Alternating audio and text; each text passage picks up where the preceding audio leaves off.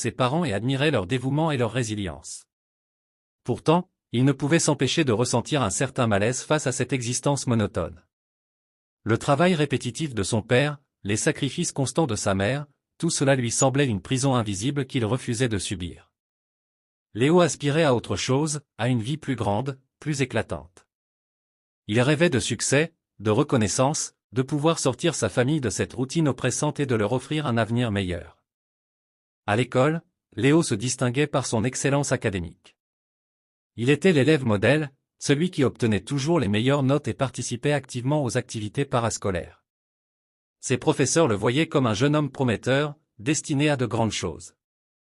Cependant, cette reconnaissance scolaire ne suffisait pas à combler son insatiable soif de grandeur. Léo sentait que ses talents étaient gaspillés dans ce petit coin du monde, et chaque jour passé à Saint-Clair lui donnait l'impression de voir ses rêves s'éloigner un peu plus. La frustration de Léo était palpable. Le soir, après avoir terminé ses devoirs, il se plongeait dans des lectures inspirantes, biographies de grands hommes, histoires de succès, théories du développement personnel. Il passait des heures sur Internet à regarder des vidéos de conférences et des tutoriels sur comment réussir dans la vie.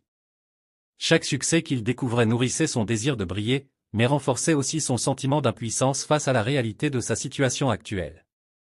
Il se voyait déjà quitter Saint-Clair, arpenter les grandes villes, conquérir les sommets de la réussite.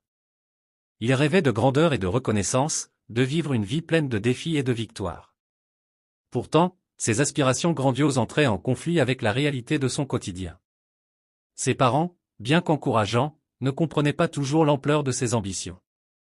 Ils étaient fiers de ses réussites scolaires et espéraient qu'il décrocherait une bonne bourse pour aller à l'université, mais ils ne partageaient pas ses rêves de gloire et de fortune.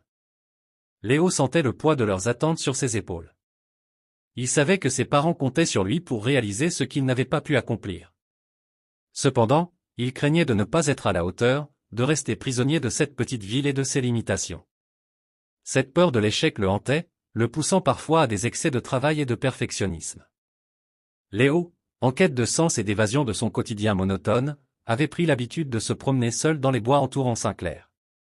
Ces promenades étaient pour lui un moyen de se recentrer, de réfléchir à ses aspirations et de nourrir ses rêves de grandeur.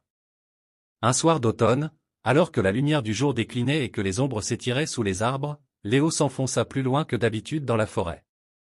Ses pensées le guidaient, perdu dans des projets d'avenir, sans qu'il ne prête vraiment attention à son environnement. C'est alors qu'il tomba sur une vieille chapelle abandonnée, partiellement cachée par les arbres et recouverte de lierre.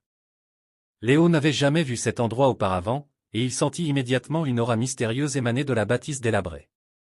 Attiré